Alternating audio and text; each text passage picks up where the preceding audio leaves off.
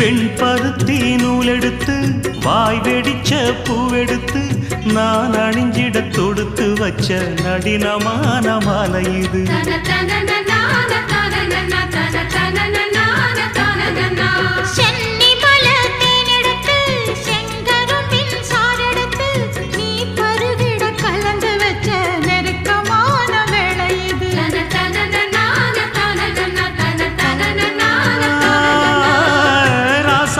உடம்பிருக்கும் ரவிக்க துணி நானாக அன்னாடம் சூடி கொண்ட ஆசை வச்சாகாதா.